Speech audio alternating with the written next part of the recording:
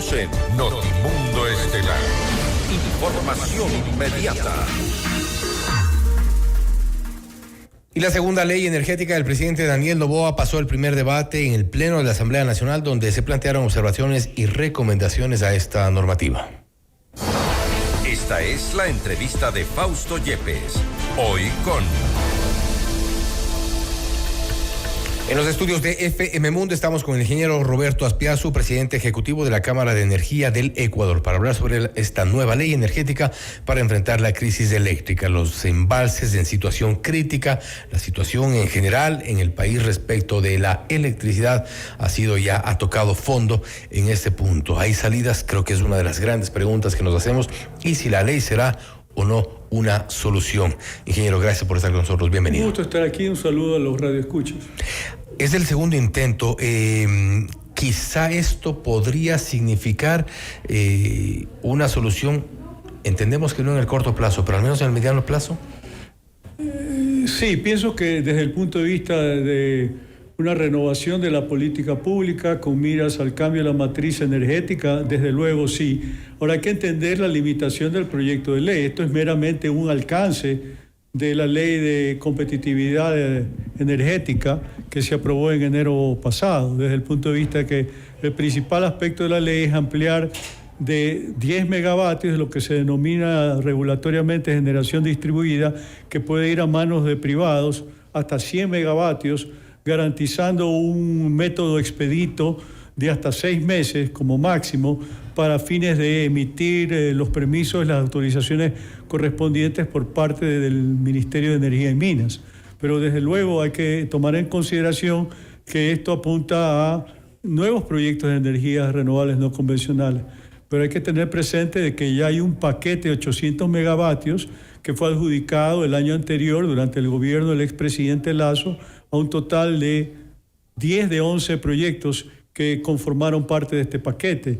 Y lo que llama la atención es que ninguno de estos proyectos, independientemente de este tema de la ley que estamos discutiendo, todavía ha arrancado, ha empezado su construcción por una serie de factores que guardan relación con licencias ambientales, informe de sostenibilidad fiscal del Ministerio de Economía y Finanzas, contrato de inversión del Ministerio de la Producción, y uno va sumando y en definitiva proyectos que deberían ya estar construyéndose siguen parados. Recordar que Villonaco y El Aromo, que son los dos anteriores, fueron adjudicados durante el gobierno de Lenín Moreno en diciembre de 2020. Estamos por cumplir 4 años y todavía no se coloca la primera piedra de estos proyectos. Un poco la paradoja, porque vuelvo al argumento de que estos proyectos de energías renovables no convencionales, un promedio de construcción desde que se comienza hasta que está operativo el proyecto, más o menos unos 2 años. O sea, desde luego estamos pensando ahora en el mediano plazo y hay que hacerlo.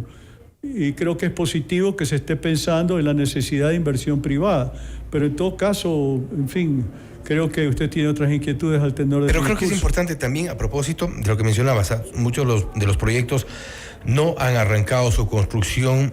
Hay problemas en un sistema quizá que es engorroso de trámites, por ejemplo, la obtención de las licencias ambientales.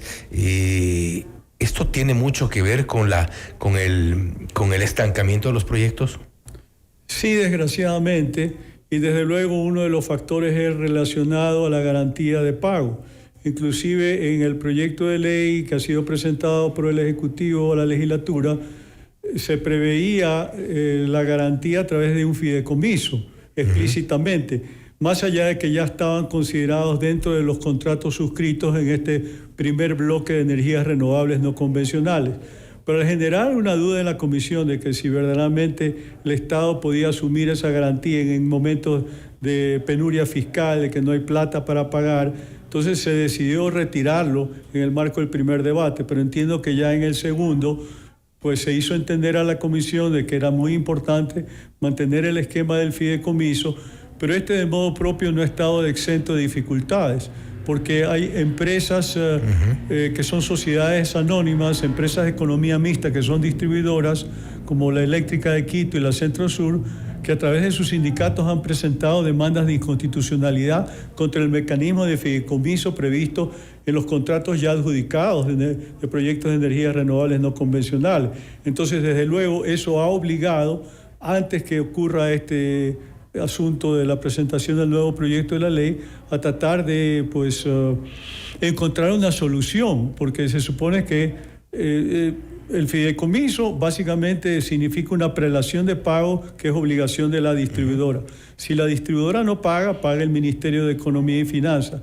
Y si el Ministerio no tiene recursos, se ha creado de alguna manera artificiosa una línea de financiamiento con apoyo del Banco Interamericano de Desarrollo para brindarle una garantía de pago a las generadoras privadas para que a su vez puedan bancarizar los proyectos, porque a veces nos olvidamos, pensamos que, no sé, estos proyectos son como la gallina de los huevos de oro. Hay de una manera u otra un riesgo empresarial. Como en si el detrás de cada uno de los proyectos hubiera recursos suficientes. Pero el problema que tenemos es que el Sistema Nacional de Electricidad funciona con un régimen tarifario subsidiado. Eso no es una novedad. Entonces, si hay subsidio, lo menos que puede dársele al generador privado es una garantía que va a tener el pago de acuerdo a una tarifa que está regulada. Pues finalmente hubo una licitación en la cual, por ejemplo, en los proyectos fotovoltaicos de Imbabura, la tarifa promedio de generación está en el orden de 5 centavos de dólar por kilovatio hora, que es una tarifa, yo diría, bastante competitiva. Hay que considerar que hoy por hoy lo que se le cobra al consumidor promedio en el Ecuador es 9 centavos de dólar el kilovatio hora.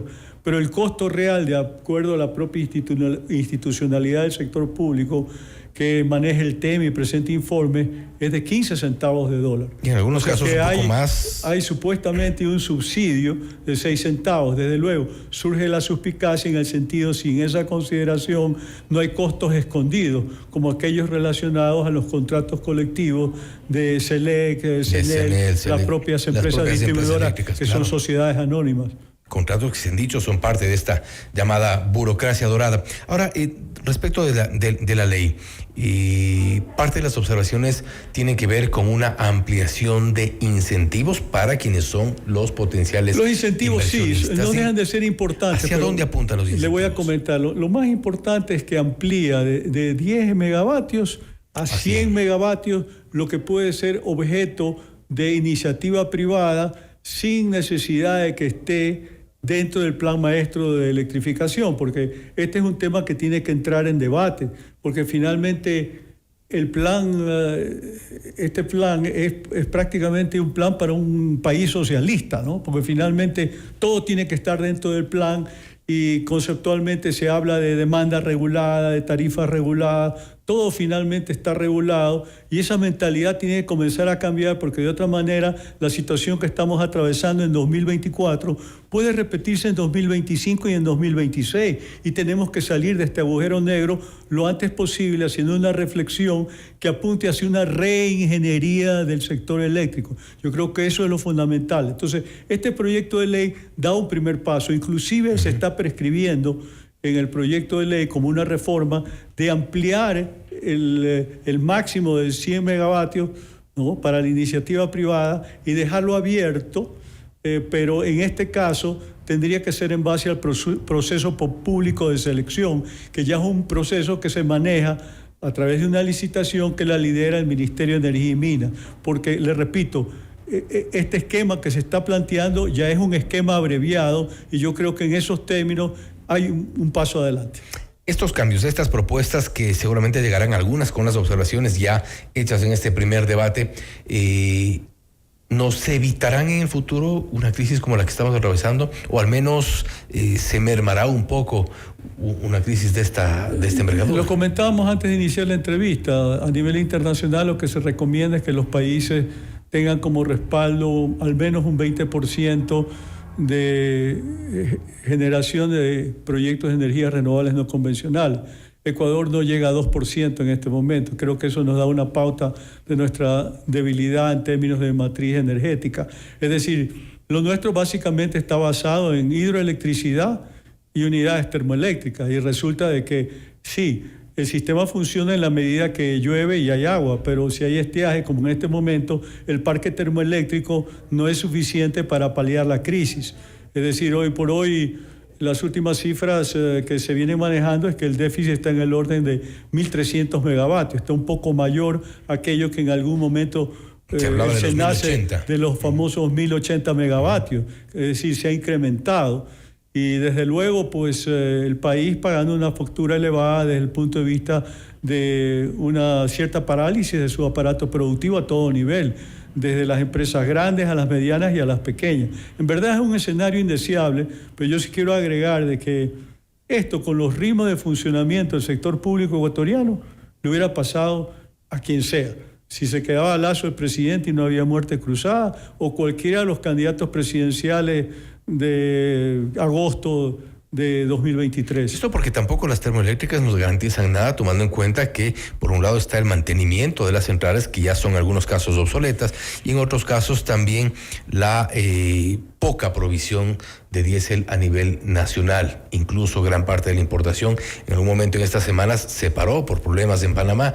Son temas, digamos, los puntos flacos de esta crisis. Sí, no, en verdad el análisis tiene muchos vectores, muchas vertientes, ¿no? Usted está señalando una más, pero hay que traer a colación, por ejemplo, de que finalmente en el marco de la emergencia lo único que se ha podido contratar todavía en firme es la barcaza turca, que hay que reconocer que es una barcaza que cumplió con el requerimiento del equipo, sea nuevo o con garantía de fábrica.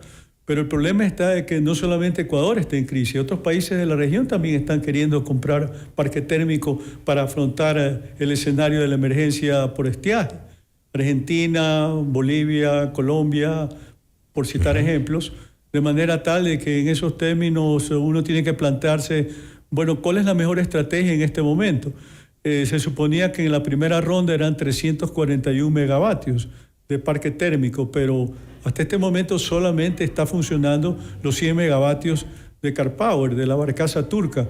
El resto anda con problemas justamente por lo que estoy mencionando, porque no se ha podido entregar garantías de fiel cumplimiento de oferta y hay problemas que impiden que esta primera negociación haya prosperado, y ya en este momento se está hablando de una segunda ronda de contratación, pero yo diría que en este momento estamos en compás de espera de ver los resultados. Y precisamente Serega ha dividido esto en dos bloques. El primer bloque de generación, se habla de la contratación de generación en tierra inclusive, pero el más reciente iniciaría sus operaciones de acuerdo a lo previsto, se cree por ahí por el 5 de noviembre. De ahí los cuestionamientos que se han hecho en estos últimos días, cómo reducimos el número de horas de cortes de energía cuando no hemos generado un kilovatio adicional. Sí, esa es la realidad, ¿no? Y el déficit de generación en este momento está en el orden de un 25% del total. Y de los números que he revisado, pues de hidrogeneración está alrededor del 55% del total, y el 20% restante es parque térmico. Y desde luego, pues el resto de la generación es absolutamente marginal. Para tener una idea, el 89% de la generación es pública, es estatal, 11% es privada. Entonces, evidentemente, nos tenemos que mover en una dirección donde el sector privado vaya ganando terreno.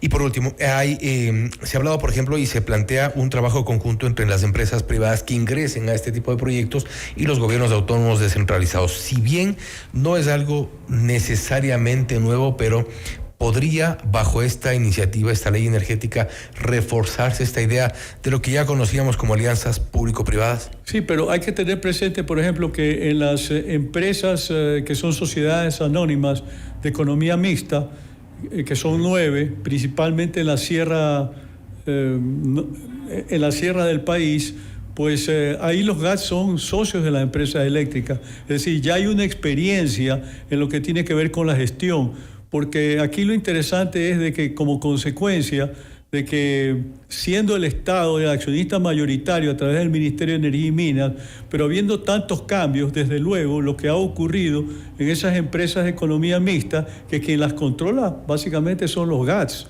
Y creo que eso en términos generales tiende a ser positivo, porque como que no está sujeto tanto a las contingencias políticas y tiene una mejor gestión de tipo institucional. Y le voy a dar un dato que es interesante, porque hay mucha información que no sale a la luz pública, en lo que tiene que ver, por ejemplo, las pérdidas negras, las famosas pérdidas negras.